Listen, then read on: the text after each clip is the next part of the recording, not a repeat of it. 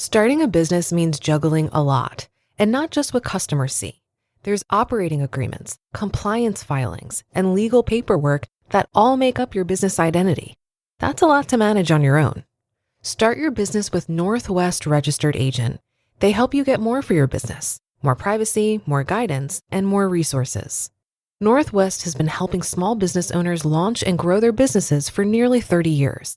They're the largest registered agent and LLC service in the U.S., with over 1,500 corporate guides, real people who know your local laws and can help you every step of the way. With Northwest, privacy is automatic. They never sell your data, and they give you free tools like operating agreements, meeting minutes, and thousands of how-to guides. Don't wait. Protect your privacy, build your brand, and get your complete business identity in just 10 clicks and 10 minutes. Visit northwestregisteredagent.com/OFD-free and start building something amazing.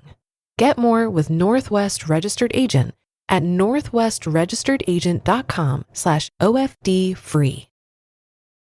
This one goes out to the busy bees who want to sell their car. CarMax has your back. Hey, multitasker. Crushing multiple tasks. Getting an offer in your car is one of those tasks, but this task is a pretty easy task. Because you just got a real offer in like 2 minutes with CarMax.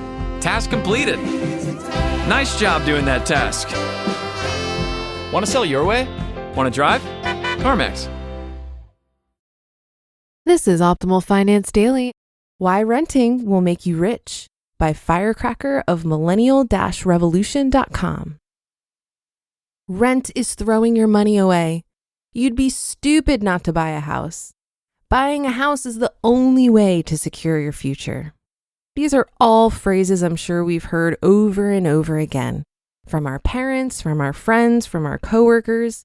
When I told my mother I'm financially independent and don't ever need to work again, her response was, "So what? You don't even have a house."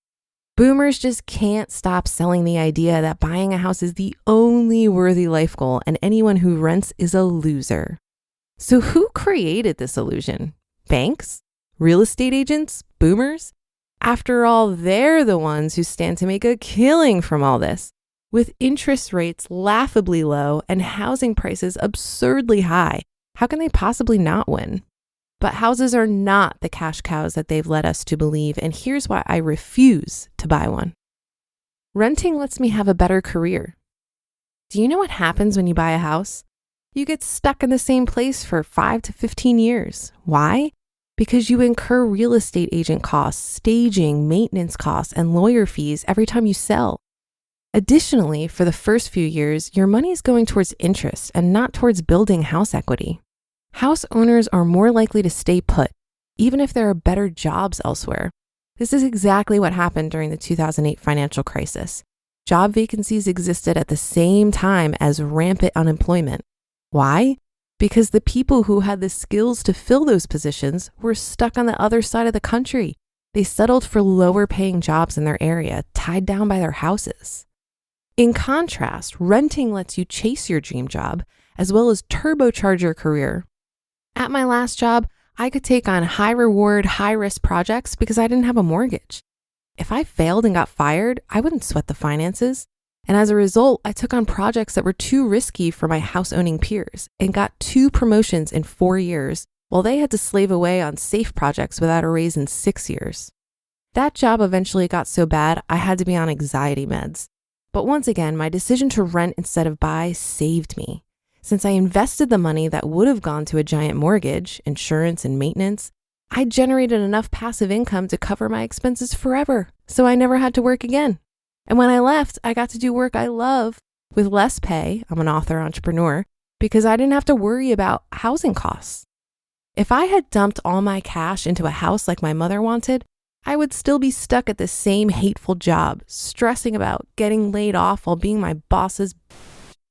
Now I wake up at 7 a.m. without an alarm because I'm too excited to start my day. Renting gives me maximum flexibility.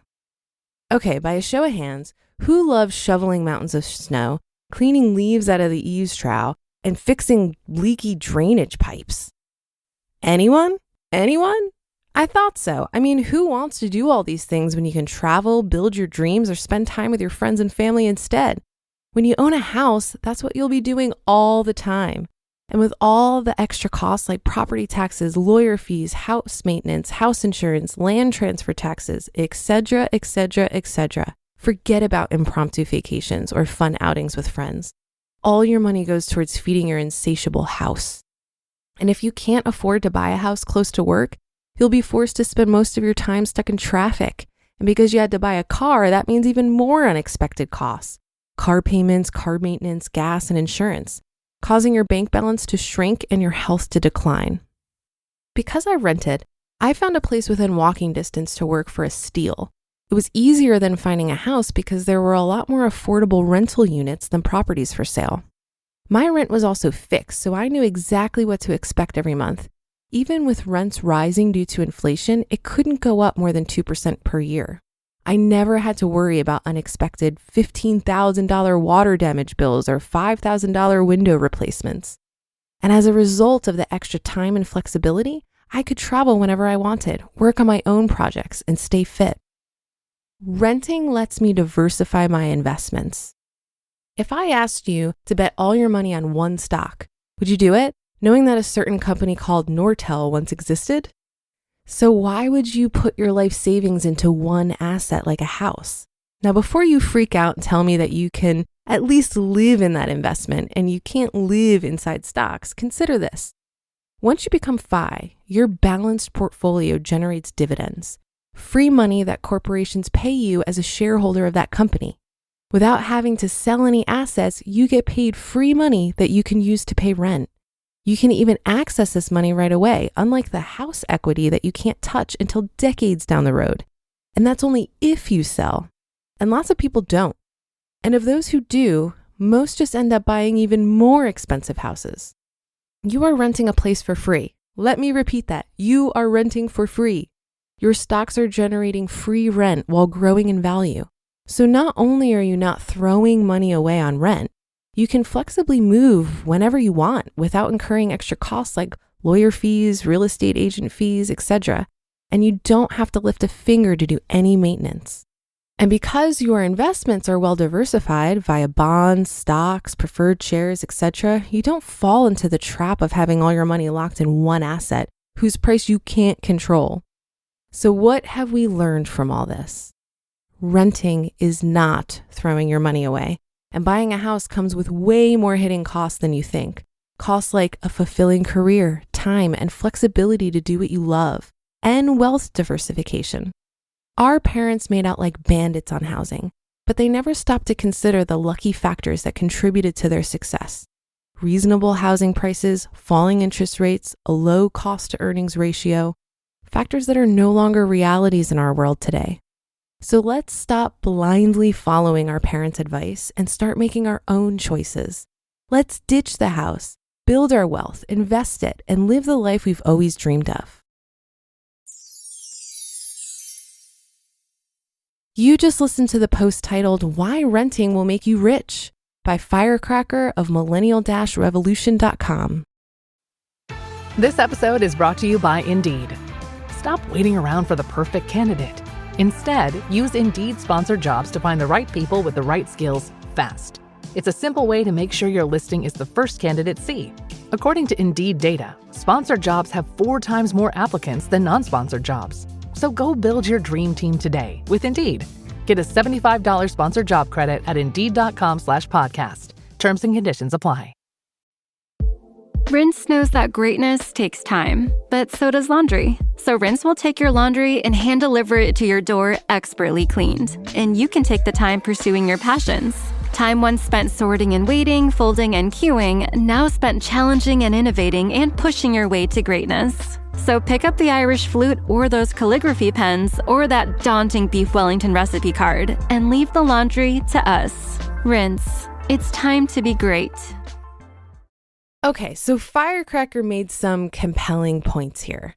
I'm reminded of this interesting article in the New York Times I saw recently that stated that the top 10% of the wealthiest households own nearly 90% of the stocks in America, while those in the bottom 90% own little more than half of all the real estate in America. Thought that was interesting. However, I'm not sure that all these points apply to everyone. It's mentioned that housing prices are ridiculously high, but I found that's not the case here in Cincinnati. I was able to buy a house well below my means at just $150,000. I also don't feel stuck here. If I decided to move, I'd likely rent out this house, and I definitely assessed the rentability of this place before I bought it. I rented for over 10 years in New York City, and it was typical for my rent to rise $100 or more every year. Pair that with landlords who weren't responsive to repairs or didn't take care of their properties, I got a bit burnt out on renting. Owning a home is such a personal choice, but when you fuel that choice by analyzing the numbers and evaluating your unique circumstances, you're sure to make the best choice for you. And that's another edition of Optimal Finance Daily. I hope your Sunday is going well so far. Thank you for listening, and I'll catch you tomorrow on our next episode, where your optimal life awaits.